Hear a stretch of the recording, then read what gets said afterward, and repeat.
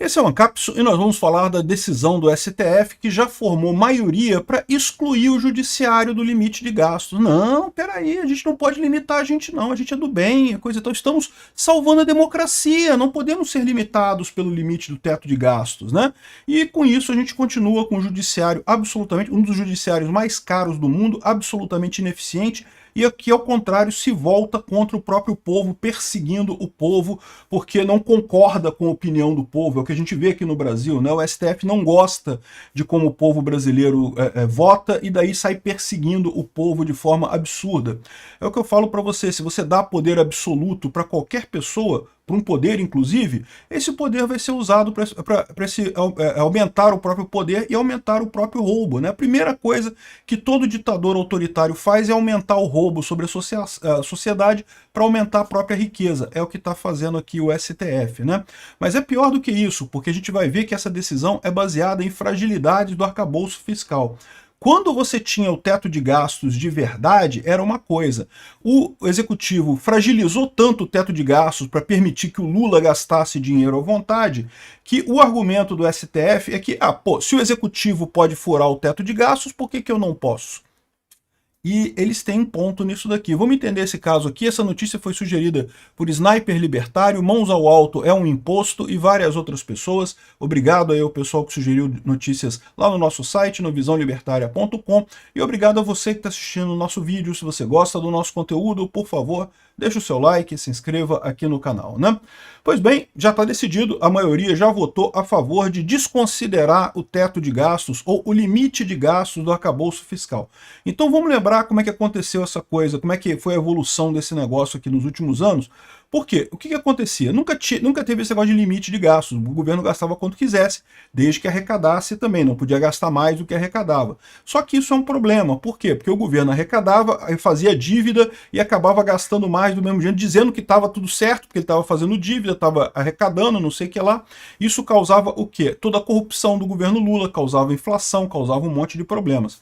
Quando a Dilma foi retirada lá do Palácio do Planalto, né, quando teve o impeachment da Dilma, para o Brasil recuperar a credibilidade junto aos investidores internacionais, ele prometeu uma série de medidas moralizantes. Não vai ter mais a roubalheira do Lula e do PT, vamos fazer medidas moralizantes. Aí fizeram um monte de leis, né, a lei das estatais, que proibia botar apadrinhado político nas estatais, e entre as muitas leis, eles instituíram a lei do limite de gastos, o teto de gastos. O teto de gastos diz que o limite de gastos do governo só pode crescer o gasto anterior mais uma inflação, mais uma coisa, né?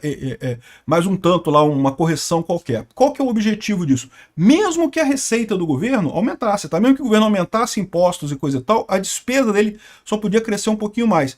Se o governo arrecada mais impostos, ele usa isso para diminuir a dívida pública, para pagar uma parte da dívida. Era uma medida muito boa e tinha o grande condão de também desestimular aumento de impostos, porque lembra, se o governo pode gastar mais, basta ele arrecadar mais, o que você começa a ter? Você começa a ter um governo que começa a extorquir a sociedade cada vez mais. É o que a gente está vendo com o governo Lula, né? Justamente devido à aprovação do arcabouço fiscal.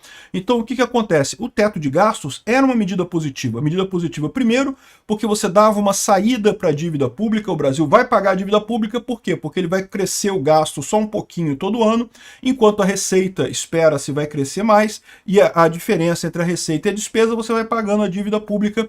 Assim era com o teto de gastos. O Temer respeitou o teto de gastos, o Bolsonaro respeitou o teto de gastos, embora teve algumas exceções por conta da pandemia, né? A pandemia foi realmente foi algo totalmente fora do padrão, mas tirando isso, né, o Bolsonaro e Temer tiveram que obedecer o teto de gastos. Para que, agora eu pergunto para você, para que o investidor vai acreditar no Brasil se as medidas que foram tomadas para evitar uma corrupção como houve na época do PT foram imediatamente abandonadas tão logo o PT voltou ao poder? Ou seja, a gente fica numa situação que não adianta aprovar a lei no Brasil, porque se você aprova a lei no Brasil e depois os idiotas dos eleitores brasileiros vão lá e votam no Lula de novo, acabou a lei, é tudo chutado para o alto. A lei das estatais foi um caso desse, né? A lei das estatais foi suspensa pelo Lewandowski, de forma que Lula botou um monte de sindicalista, de cupincha do Lula nas estatais e no Banco do Brasil e nos fundos de pensão e na Petrobras e não sei o que lá. Aí depois ele voltou atrás. Não, realmente a lei da estatal está valendo, mas O que foi nomeado para trás fica do jeito que está. Ou seja, deu essa colher de chá pro Lula. É só o Lula ganhar a eleição que o pessoal abre a perna. É impressionante, cara. Aí como é que você convence os investidores, convence que o Brasil é um país sério, que é um país que quando faz uma lei, a lei vale, né? E o outro caso absurdo foi do teto de gastos. O pessoal estava criticando o teto de gastos porque na pandemia teve que fazer a cessão do teto de gastos. Pô, é verdade, teve que fazer sessão do teto de gastos na pandemia. Isso quer dizer que o teto de gastos é ruim? Não, isso quer dizer que a pandemia foi ruim. A pandemia realmente foi uma coisa muito ruim no Brasil, mas o teto de gastos é bom, o teto de gastos limita o gasto do governo e se aplicava a tudo. E era uma regra rígida, uma regra simples, uma regra que não tinha como contornar. O que chegou o governo Lula e resolveu fazer? Resolveu fazer o tal do arcabouço fiscal. O que é o arcabouço fiscal, que muita gente chamou de calabouço fiscal do Haddad? É uma regra que não tem regra, praticamente, né? Ou seja, o governo se compromete a gastar só um pouquinho mais do que o ano anterior, mas somando a variação da arrecadação. Uai, se soma a variação da arrecadação, o quanto aumenta a arrecadação, você, de novo, tem dois problemas. Você cria um incentivo para o governo taxar mais as pessoas, porque agora se ele taxar mais, ele consegue gastar mais. E segundo, você tira a possibilidade de pagar a dívida. Deixa agora de pagar a dívida para lá, vamos torrar dinheiro como se não houvesse amanhã. E o que acaba causando inflação, acaba causando a piora do ambiente econômico brasileiro como um todo, é o que a gente está vendo acontecer, né? Mas o pior não foi isso. O calabouço fiscal do Haddad é ruim, é uma regra fraca. Se você desobedecer, se o Lula desobedecer o arcabouço fiscal, sabe o que acontece? Ele tem que mandar uma cartinha para o Congresso pedindo desculpas. E só. Ou seja, no final das contas, não tem mais... Antes, o teto de gastos era uma regra absoluta. Desrespeitou o teto de gastos, crime de responsabilidade, impeachment. Agora, desrespeitou o arcabouço fiscal, manda uma cartinha, foi mal, desculpa aí, não deu para obedecer, sinto muito, ano que vem eu tento de novo. E pronto, e fica por isso mesmo. Um absurdo. Mas não foi só este absurdo. O outro absurdo do arcabouço fiscal é que eles inventaram a regra de que tem um limite de gastos, mas tem algumas coisas que não se aplicam a esse limite de gastos. E, meu amigo, virou festa. Porque as coisas que não se aplicam... A ideia, né, você pode dizer que é até positiva. Não, porque o Fundeb da educação é muito importante, não pode ter limite de gasto na educação. A saúde é muito importante, não pode ter limite de gasto. Mas desse jeito, você tira um monte de coisa do limite de gasto e aí ferrou, meu amigo. Não tem o que fazer, não tem como fechar a conta disso daí, né? E exatamente a decisão do STF foi nesse sentido. Aqui, ó.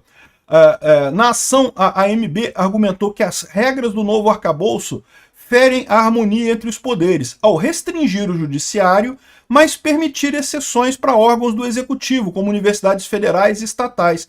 Ou seja, quando era o teto de gastos mesmo, não podia ninguém passar do teto de gastos. Beleza. Funcionou.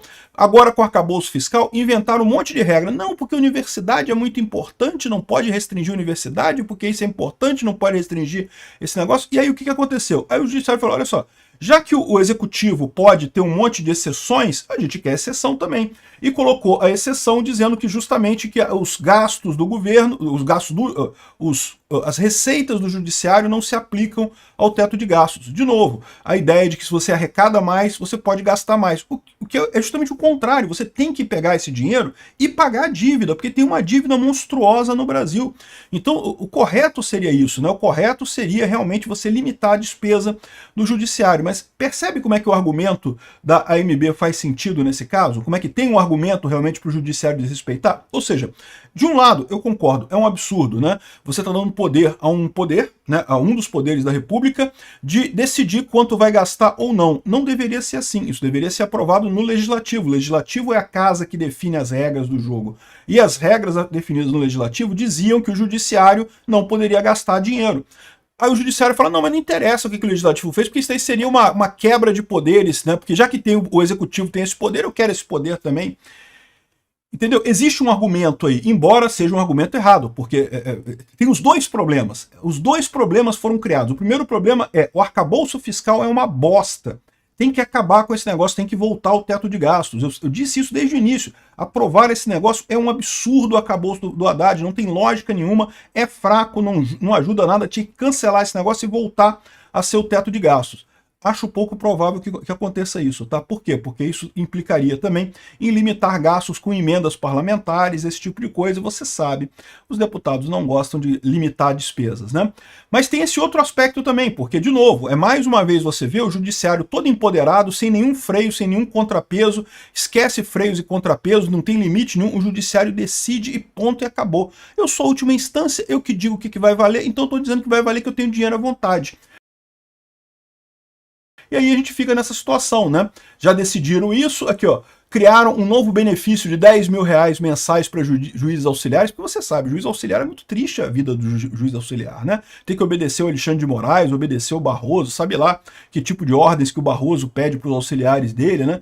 E aí botaram um benefício novo de R$10 mil aqui para os auxiliares. Eles dizem que isso aqui está substituindo uma indenização por não sei o que lá e não sei o que lá, ou seja, que no final das contas não muda nada. Se não muda nada, meu amigo, não tem por que fazer isso. Se está fazendo isso é porque muda alguma coisa. Eu não sei o que muda, mas dizer que não muda nada é falso. Se não mudasse nada, você não mudava, não fazia essa regra aqui. Se está fazendo essa regra é porque está mudando alguma coisa. Judiciário, 129 milhões com segurança privada da alta cúpula. Cada vez mais segurança privada da alta cúpula do judiciário. Aqui tem que contratar, olha só, o número de agentes só para o STF, 230 agentes de segurança privada para o STF. Um absurdo esse tipo de coisa, né? O pessoal tem que ter segurança, não precisava dessa segurança toda se eles simplesmente se limitassem a fazer o trabalho deles e não entrassem para política, né? Não quisessem resolver fazer política, brigar com o povo brasileiro, né? Um absurdo esse gasto todo aqui, né? No final das contas, a gente chega nesse ponto, né? Que o STF brasileiro gasta mais do que a família real britânica, 39% a mais que a família real britânica. E olha só, essa comparação não é absurda, não. Porque é o que eu falo para vocês, é o dilema do trono de ferro, né? Esse dilema diz que, no final das contas, o pessoal finge que tem, que tem uma república, são 3 poderes independentes e um vai controlar o outro, mas na prática isso sempre resulta em um poder dominando os outros. Pode ser que seja o executivo dominando os outros 2 poderes, pode ser que seja o legislativo dominando os outros 2 poderes, pode ser que seja o judiciário dominando os outros 2 poderes. E é a situação que a gente está no Brasil. Hoje em dia ninguém tem dúvida que o judiciário faz tudo. O judiciário legisla, o judiciário executa, já mandou ordem para o Lula fazer isso, fazer aquilo, mandava ordem para o Bolsonaro. Não pode nomear esse cara na PF, não porque eu não quero. Mas a Constituição diz que o direito do presidente nomear a pessoa para a PF. Mas não interessa, eu que estou decidindo aqui, eu que mando, eu mando que não pode. Olha a situação que a gente tem aqui, né?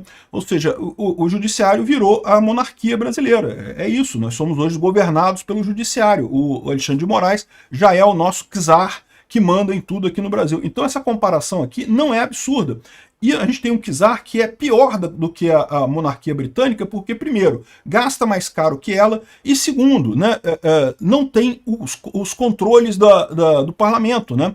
A monarquia britânica, bem ou mal, é só cerimonial. Ela aparece lá, o rei vai lá, acena, aquele aceno do rei que é assim, eu nunca entendi porque o aceno dele é assim, mas enfim, esse é o aceno da monarquia britânica, mas no final das contas não manda nada, né? A gente tem um judiciário que é o contrário, é uma rainha da Inglaterra que manda, com o poder autoritário, com o poder de mandar qualquer coisa que queira, né?